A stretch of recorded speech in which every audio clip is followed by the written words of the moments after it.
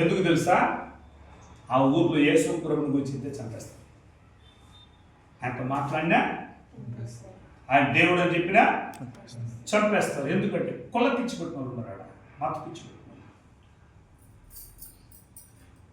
ఏదో ఒక రోగం తిట్టే ఉండిపోతారా బాబు, యేసు దేవుడు అని చెప్పి మనం ఎందుకు అందరూ చంపించబడాలని చెప్పి ఇలా నోరే తెరవలేదంట, నోరే తెరవలేదంట. ప్రజలందరూ ఆయన వైపు వెళ్తున్నారు. జక్కయ్య చూశాడు, రే నేను డబ్బులు ఇచ్చి, నేను వ్యాపారం పెట్టించి, నేను చేసి మీరు ఇంత గొప్ప వాళ్ళైతే నన్ను వదిలిపెట్టా యేసు వైపు జరుగుతుంది మీరా అని చెప్పి ఈయన కథ చూడాలనుకున్నాడు. ఎవరి కథ?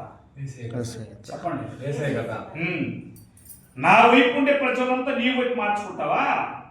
రే యేసు నీ కథ చూస్తాను రా అనుకుని ఈడు కూడా విశ్రమించాడు. ఏం కులహీనుడా, బాగా డబ్బుండోడు, బలిసినోడు, రౌడీలు మేపేవాడు, తక్కువైనడు కాదు.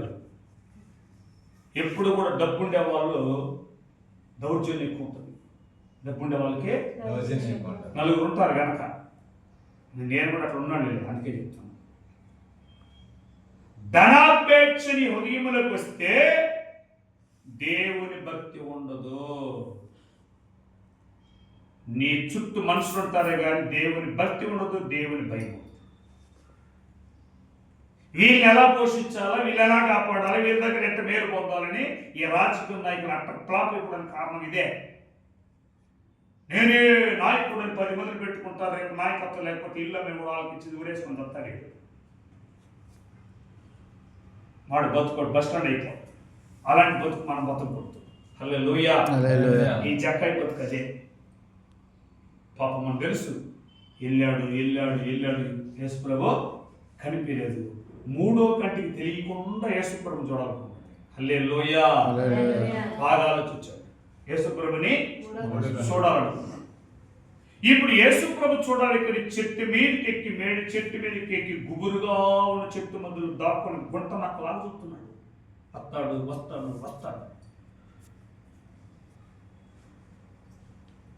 సరే, యేసు ప్రభు ఇన్ని వీధులు తిరిగాడు కదా, యేసు ప్రభుని వెంబడిస్తున్నారు కదా. వీళ్ళు ఎవరు కూడా నోరు తెరిచి ప్రభు నా రోగాన్ని బాగా చేయని అడగలేదు, నా స్థితిని మార్చయ్యని అడగలేదు, అసలు దేవుడు అయ్యా అని చెప్పలేదు. దేనికి భయపడి? ఇప్పుడు చెప్పండి, అర్థం కదా? అది దేనికి భయపడినా? ప్రాణానికి కదా, కులానికి, మతానికి, జాతికి, మనుషులకి, లోకానికి భయపడి. ఒకవేళ యేసు దేవుడు అంటే రేపు జక్కయ్య డబ్బులు ఇస్తాడో లేదో అది ఒక భయం. ఆ భయం కూడా ఉంది వాళ్ళు. అయితే ఇతడేమో గుట్టనక్కలాగా చూస్తున్నాడు, యేసుని చూడాలి. బాగా ఆలోచించండి. యేసుతోనే వెళ్తున్నారు, యేసుని చూస్తున్నారు, యేసు మాట వింటున్నారు. వీళ్ళ మనసులో యేసు ప్రభు స్థానం లేదు. ఇప్పుడు చెప్పాలి హల్లెలూయా ఒకసారి. అర్థమవుతుంది తల్లి? యేసయ్యని చూస్తున్నారు, యేసయ్య మాటను వింటున్నారు, యేసయ్యతో కూడా నడుస్తున్నారు. ఎక్కడ స్థానం లేదు యేసు ప్రభుకి? ఇప్పుడు జక్కయ్య ఉన్నాడు, ధనవంతుడా, చెట్టు ఎక్కేశాడు కానీ డబ్బుని మర్చిపోయాడు, భార్య బిడ్డలు మర్చిపోయాడు, వడ్డీకి ఇచ్చేవాళ్ళు మర్చిపోయాడు, ఊరి కథ మర్చిపోయాడు, ఆడెక్కడున్నాడో మర్చిపోయాడు, సమస్తాన్ని మర్చిపోయాడు. మనసు, హృదయము, శరీరము, కళ్ళు మొత్తం యేసెవరో చూడాలి. బా, ఈ హృదయంలో యేసు తప్ప వేరే మార్గం లేదని కొట్టాలి, చప్పట్లు గట్టిగా వస్తాయి. వేరే ఏది లేదు. లేట్ అయ్యే గుర్తికి యేసు మీద మనసు ఇంకా ఎక్కువైపోతుంది. ఎప్పుడు వస్తారా, ఎప్పుడు చూడాలి బాబు, ఎప్పుడో చూడాలి అనుకుంటూనే ఉన్నాడు. ఇప్పుడు కూడా వెళ్ళిన వాళ్ళు కుంటోళ్ళు గీక్కుంటా, దొరకబడ్డాడు గీక్కుంటా, గజ్జోడు ఇట్లంతా వస్తున్నారు కానీ ఒక్కడు కూడా యేసు గురించి మాట్లాడలేదు, మనసులో కూడా లేదు. కూడా ఉండేది యేసుతోనే. ఇప్పుడు నన్ను ఎవరు చూడలేదురా బాబు, నేను యేసయ్యని చేసినాను. హల్లెలూయా. నేను అనుకున్నాడు, నన్ను ఎవరో నేను యేసుని చూసినట్టు నన్ను ఎవరో చూడలేదు. ఆహా, ఏసంటే ఇతన్నా, ఈయన పోయిన తర్వాత వీళ్ళు కథ చెప్తాను అనుకున్నాను నేను. Praise the lord. నేను పోని ఊరు గవిని కట్టుకొని ఎవడెవడు నన్ను కాదనుకొని యేసుతో కూడా వెళ్ళాడో వీళ్ళందరి కథ మనం చూడాలనుకున్నాడు ఆయన. యేసయ్య వచ్చాడు, జక్కయ్య వైపు జక్కయ్య త్వరగా దిగిరా అన్నాడు. అమ్మో చూసారా, ఆయన స్వరము జక్కయ్య హృదయాన్ని పగలగొట్టేసింది. హల్లెలూయా. ఆయన గవేమని దూకి పరిగెత్తి వచ్చి యేసయ్య ముందు నిలబడి, నేడు నేను ఇంటికి రావాలి. హల్లెలూయా. నేడు నీ ఇంటికి రావాలి. ఇక్కడ గమనించాల్సిన మాట, ఈడు ధనవంతుడు, గర్విష్టి, రౌడీ, దోచుకునేవాడు, లోకిష్ఠుడు మనిషి. ఇతనింటికి యేసుప్రభు వెళ్ళాలంటే ఇంతవరకు యేసు అనే మాట కూడా చెప్పని దుర్మార్గులు వీళ్ళు. అసలు యేసే వచ్చింది వీళ్ళ కోసం, ఎవరి కోసం చెప్పండి? నశించిన వాళ్ళ కోసం యేసుప్రభు వచ్చింది. ఎవరి కోసం వచ్చారు వీళ్ళు మాట్లాడాలి యేసయ్యతో. ఆడు యేసు కథ చూద్దాం అనుకున్నాడు ఇతను. అక్కడికి వెళ్ళాలంటే వీళ్ళంతా సరుకుంటూ కొనుక్కుంటున్నారు. ఏమనే బా బలివాడు ఉన్నాడు యేసా, దేవుడు అనుకుంటా పాప స్టూడెంట్కి పోతాడు అంటాడు. ఈయన కూడా ఆ పాప స్టూడెంట్గా గర్విష్ఠ ఇంటికి పోతాడు అంటే ఈయన కూడా బలివాడు ఉన్నాడా అని సనుక్కుంటూ కొనుక్కుంటున్నారు వీళ్ళు. అర్థమైందన్నా? యేసయ్య ఉండేటప్పుడు యేసు మాట ఎంలా, యేసయ్య మాటతో నడుస్తున్నారు, మనసు మారలా. ఇప్పుడు యేసుప్రభు వాళ్ళ ఇంటికి వెళ్తారంటే యేసుప్రభు మీదే కౌంటర్లు వేసుకున్నారు వీళ్ళు, వెంబడించున్నారు. ఆయన వచ్చి నిలబడ్డాడు, నేడు నీ ఇంటికి రావాల్సిందని చెప్పిన వెంటనే ప్రభువా ఇదిగో నా ఆస్తినంతా అమ్మేసి సగం పేద ప్రజలకు ఇచ్చేస్తానని చెప్పాడు. హల్లెలూయా. ఇప్పుడు ప్రభు అంటాడు, రే జక్కయ్య నేను ధనవంతుడు కదా, ఈ ఆస్తిని నువ్వు ఎట్ట బతుకుతావా? అంతే కదా యేసయ్య, ఎవరెవరి దగ్గర అన్యాయంగా తీసుకున్నామో వాళ్ళకి 4 వింతలుగా ఇచ్చేస్తాను. మీరు ఎట్ట బతుకుతారో బాబు అంటే ఇప్పుడు ఆయన అంటాడు, జక్కయ్య గారు ఆస్తి అంతస్తు లేకపోతే కూడా చాలు, నువ్వు ఉంటే నాకు చాలు అన్నాడు. కొట్టాలి చెప్పాలి,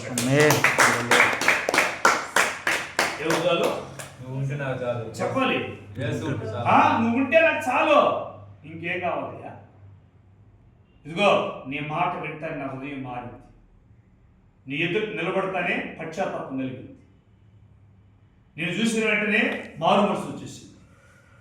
అందుకే చేసిన పాపాలను ఒప్పుకోవడమే కాదు సరిదిద్దుకుంటా అన్నాడు. Praise the lord. అన్నా ఒప్పుకోవడమే కాదు చెప్పు నాయన సరిదిద్దుకోవడం అంటే నాన్న రాలేదు నాన్న, వచ్చి ఆధార్కి వచ్చి వచ్చేస్తాను. ఈ ఆదివారం 1200 కూలి ఇస్తారంటే వేసుకోవడం పక్కనుండ పాస్టర్ గారు పక్కనుండ 1200 తీసుకొని వచ్చే వార్త ఇది ఎదుగుపడు నమస్కారం. అమ్ముడు పోయే క్రైస్తవు నాయన చెప్పాలి, అమ్ముడు పోయే క్రైస్తవులా పిశాసులా? పిశాసుల మాట తప్పుతారు, విశ్వాసం మాట తప్పుతారు. హల్లెలూయా. పిశాసుల వేషం వేసుకుంటూ విశ్వాసం నటించే జీవితం చెప్పండి, పర్లేదు. పిశాసుల వేషం వేసుకొని నేను ఏ సంబంధం లేదు, నేను పిశాచి కాదు విశ్వాసి కాదు అన్నట్టుంది ఝాన్సీ. నేను పిశాచి కాదు విశ్వాసి కాదు, నేను బిడ్డలో ఇంకా నేను కీబా టైప్లో గూట్లోనే ఉన్నాను, నేను అట్ట గొంగలి పురుగు కాదు, చెత్తకవులు కాదు, ఏదో ఒకటి అవు. హల్లెలూయా. ఒకటి సీతాపల చిరుగానే ఉండి, లేదంటే గొంగలి పురుగు అనే దీపాలు ఉంటే ఎక్కువ రోజులు చచ్చిపోతావు. ఆ పీరియడ్ వరకు ఉండాలా. మీరు చూడండి కావాలంటే గొంగలి పురుగు ఫేప్ అయిన తర్వాత మీరు గూట్లు చూడండి ఎప్పుడైనా, దానికి సరైన పీరియడ్ కట్ చేసుకొని బయట రాకపోతే గూడంతా నల్లగా అయిపోతుంది. ఆ గూడంతా ఎందుకు చెప్పండి? అది అంటే అర్థం ఏంటి తెలుసా? బాప్తిసం తీసుకొని ఇప్పుడు మన చరిత్రకు వస్తా, నేను విశ్వాసిని పేరు మార్చుకొని దేవుడిలో బ్రతకాలని అనుకొని అర్థమవుతుందా? దేవుడిలో బ్రతకాలని అనుకొని బ్రతకకుండా లోకంతో నువ్వు జీవిస్తూ ఉంటే నువ్వు పరిపూర్ణత కాలేదు కాబట్టి ఇట లోకానికి పనికిరావు. చెప్పండి, ఇది సీతాకోక చిలుక కాదు, గోంగలి పురుగు కాదు, పేపా రూపంలో గూట్లో చచ్చిపోయింది. ఏంటి పాస్టర్ గారు శుభమాని చెప్పి నేను వేసుకుని పుట్టినరోజు తీసుకొస్తే ఇట్లాంటి దౌర్భాగ్య మాటలు మాట్లాడతారు ఆయన. జాగ్రత్తగా వాక్యం చెప్పేసి పోయింది కదా అనిపిస్తాను. హల్లెలూయా. పిలిపించి కొట్టించుకున్నట్టుంది మనం. అందుకే ఏసపని నిలకూడదు అనుకుంటాం. మీరు కాదులే, మీరు నా బిడ్డ కాబట్టి నేను అనడం అనేవాళ్ళు. రైట్. కాబట్టి ఇక్కడ జక్కైన మాత్రం చూసి ఎందుకన్నాడంటే మేము ముందే చదివాను, క్రీస్తు యేసును కలిగిన మనసు మీరు కూడా కలిగి ఉంది. అవసరం ఎవరి దగ్గర ఉందంట? ఈ ఫిలిప్పీ సంఘం ఎలాంటిదంట? అది జక్కయ్య కూడా ఎవరి మీద ఆధారపడి బతికంత వరకు మనుషుల మీద. ఇప్పుడు ఆదరించే దేవుడు వచ్చాడన్న సంగతి గుర్తెరిగి తన పాపాన్ని అంతా ఒప్పుకొని విడిచిపెట్టేశాడు. ఏమేమి చేయాలో కూడా చెప్పేశాడు, చేసేశాడు. బా ఇప్పుడు అంటాడు దేవుడు, ఇతడు నిజంగా అబ్రహాము కుమారుడే. హల్లెలూయా. చెప్పండి గట్టిగా, అబ్రహాము కుమారుడే. అబ్రహాం అంటే అర్థం ఏంటో తెలుసా? వాగ్దానములకు వారసుడు అని అర్థం. అబ్రహాం అంటే ఇప్పుడు అబ్రహాము కుమారుడే అంటే అర్థం ఏంటో తెలుసా? నేను ఇచ్చిన వాగ్దానములకు వారసుడు అని అర్థం. కొట్టాలి చప్పట్లు గట్టిగా. దేనికి వారసుడు? ఎవరు వాగ్దానాలకి? బైబిల్లో ఉన్న వాగ్దానాలని మనమే. వాగ్దానాలకు వారసుడు. నేడు ఇంటికి రక్షణ వచ్చి ఉన్నదంటే అర్థం ఏంటంటే నేటి నుంచి ఇంట్లో నేను ఉంటానని అర్థం. కొట్ల చప్పట్లు గట్టి వస్తాను. రక్షకుడు అంటే ఎవరు? యేసు. రక్షణ వచ్చిందంటే ఏంటి? యేసు నేను ఉంటానని అర్థం. ఇప్పుడు జక్కయ్యకి డబ్బు అవసరం లేదు, మనుషులు అవసరం లేదు, ఉద్యోగం అవసరం లేదు, పదవి అవసరం లేదు. యేసయ్య ఉన్నాడు. దేవునికి స్తోత్రం. అదే యేసు నీ హృదయంలో నీ ఇంట్లో ఉంటే నీలాంటి ధనవంతులు నీలాంటి గొప్ప వాళ్ళు ఎవ్వరు లేరడే. పట్ల చప్పట్లు గట్టిగా. నేను అందుకే ఎక్కడికి వెళ్ళి నేను కోటేశ్వరుడు చెప్తాను, కూటికి లేడు చెప్పను. పెట్రోల్ డబ్బులు కూడా ఉండదు, పెట్రోల్ డబ్బులు కూడా ఉండదు. కానీ ఇదేమని చెప్తా? కోటేశ్వరుడు అని చెప్తా. నేను దిగి వచ్చినప్పుడు పెట్రోల్ డబ్బులు వచ్చేస్తాయి. హల్లెలూయా. ఎవరిని అడుక్కోను, ఎవరిని అడుక్కోను, ఎవరైనా డిపెండ్ అవను. ఎందుకంటే నన్ను రక్షించిన దేవుడు ఐశ్వర్యవంతుడు. ఆయన నమ్మిన వారిని ఎప్పుడు కూడా సిగ్గుపరిచే దేవుడు కాడు. కాబట్టి క్రీస్తు యేసును కలిగిన మనస్సు మనం కలిగి ఉండాలి.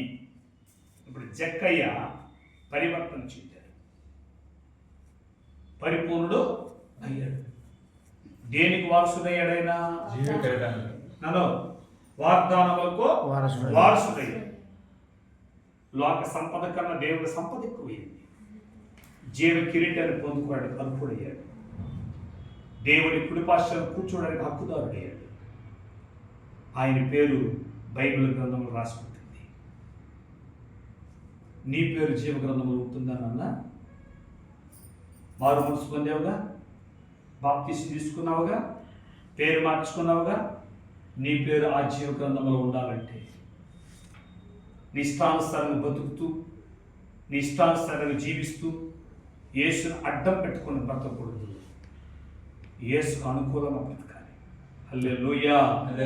అన్నా యేసుని అడ్డం పెట్టుకుని బ్రతకూడదు, అనుకూలంగా బతకాలి. దేవునికి అనుకూలంగా బ్రతకాలి. బా హల్లెలూయా. ఒకవేళ 2025 ఈ రోజు వరకు ఒకవేళ దేవుని అడ్డంగా పెట్టుకుని యేసు ప్రభుతో నడిచిన కుష్ఠోడు, కుంటోడు, వ్యభిచారి, దొంగలు లోకానికి పాపానికి భయపడి ప్రభు దగ్గర పాపం ఒప్పుకోకుండా అలాగనే మిగిలిపోయారు. ధనవంతుడైన జక్కయ్య తన పాపానంత ప్రభు దగ్గర ఒప్పుకొని రక్షించబడ్డాడు. అతను ఎరిగో పట్టణానికి స్టార్ అయ్యాడు. హల్లెలూయా. Praise the Lord. ఎరిగో పట్టణానికి ఓల్డ్ టెస్టమెంట్ ఎరిగో పట్టణం స్టార్ ఎవరమ్మా? ఓల్డ్ టెస్టమెంట్ లో ఎవరు? గనురాలైన రాహాబు. బా హల్లెలూయా. హల్లెలూయా. దేంట్లో గనురాలనే? వేశ్యతనములో గనురాలు, మహావేశ్య. ఆమె ఎరిగో పట్టణానికి మహాతల్లిగా మార్చబడింది. ఇది న్యూ టెస్టిమెంట్ లోకి వచ్చినప్పటికీ జక్కయ్య మోసం చేసేట మహాగణుడు, ఎదుటి వాళ్ళ సొత్తులు దోచుకునే దాంట్లో, వాళ్ళు హింసించే దాంట్లో, భయపెట్టే దాంట్లో మహాగణుడు. బట్ యేసులోకి వచ్చేటప్పటికి సత్యముల మహాగుణుడయ్యాడు. హల్లెలూయా. హల్లెలూయా. అప్పుడు చెప్పండి, స్టార్ ఎవరెప్పుడు? యేసు ప్రభుని ఎవరు స్టార్గా చేశాడు? అక్కడ ఓల్డ్ టెస్టిమెంట్ లో రాహాబుని స్టార్గా చేశాడు, న్యూ టెస్టిమెంట్ లో జక్కయ్య. అప్పుడు నీ ఇంట్లో ఎవరు స్టార్ కట్టేసి యేసు ప్రభు స్టార్ అనాలనా? నువ్వు స్టార్గా మారాలనా? నేను స్టార్ గా చెప్పు నాన్న. నేను స్టార్ గా మారాలి. అంటే ఇంప్రెషన్ వచ్చి స్టార్ కట్టద్దా కట్టకూడదా పాస్టర్ గారు? కట్టు, తప్పులేదు. మన క్రైస్తవులను 10 మందికి తెలియాలి. కానీ స్టార్లో ఉన్న వెలుగు నీలో నుంచి ఇతరులు కనిపించేలాగా జీవించు. హల్లెలూయా. హల్లెలూయా. స్టార్ కట్టిన దానికి నువ్వు జీవించడానికే ఒకే అర్థం ఉంటుంది. ఆ దేవునికి మహిమ కలుగుతుంది. నీ అవసరం ప్రక్కన దేవుడు తీరుస్తాడు. అనేకులు ఎదురు సాక్ష్యంగా జీవించాలి. Okay, praise the lord. Praise the lord. పశువుల పాకలో నుంచి ప్రభు ఎక్కడికి వెళ్ళాడున్నా? సిలువ. సిలువమాను నుంచి పరలోకం సమాధులు సమాధులు. అది ఊరికే పరలోకం అడిచింది. బజార్లో 10 రూపాయలు సొత్తు కదా, కొనిద్దాం పరలోకం. పశువుల పాకలో నుంచి సిలువమాను మీదకి వచ్చి చనిపోయి పాతి పెట్టబడి మళ్ళీ పాపాన్ని తీసుకొచ్చాడా? పాపాన్ని పాతి పెట్టేసి సజీవుడే చేశాడు. హల్లెలూయా. పరలోక రాజ్యానికి వెళ్ళాడు. రాబోతున్నాడు ఆయన. నానా మా జెర్సీ ఆయన రాబోతున్నాడు. ఎవరు తీసుకెళ్ళేదానికి? భార్య భర్తలు ఇద్దరు తీసుకెళ్ళేదానికి కాదు. ఎవరు పరిపూర్ణతో వారు తీసుకెళ్తారు. ఎవరు పరిపూర్ణవుతారో నామకార్థ క్రైస్తవుల్ని, అలవాటు క్రైస్తవుల్ని, భక్తి కలిగిన క్రైస్తవుల్ని, క్రైస్తవుని అనుకుంటూ దేవునికి ఇష్టం లేని క్రైస్తవులు తీసుకెళ్ళడం, పరివర్తన చెందిన వారిని తీసుకెళ్తాడు ఆయన. హల్లెలూయా. Praise the Lord. అదే నిజమైన క్రిస్మస్. అలాంటి ఆరాధన మనం చేస్తే మనకు విడుదల. హల్లెలూయా. మన కుటుంబానికి సంరక్షణ, దేవుని ఐశ్వర్యం, దేవుని ఆశీర్వాదం, దేవుని వాగ్దానం మనము వారసులు ఉంటాం. అట్టి కృప కూడి ఉన్న మీకు అందరికీ నా ప్రభు అనుగ్రహించును గాక. రాహాబు లాంటి మారు మనసు మీరు పొందుదురు గాక. జక్కాయ లాంటి మారు మనసు మీరు పొందురు గాక. ఆ కుటుంబానికి రక్షణ మీకును, మీ కుటుంబానికి, మీ పిల్లలకి కలుగును గాక. ఆమేన్. హల్లెలూయా. మోకరించి ప్రార్థన చేద్దాం. మనం కూడా స్టార్గా మారిపోతాం.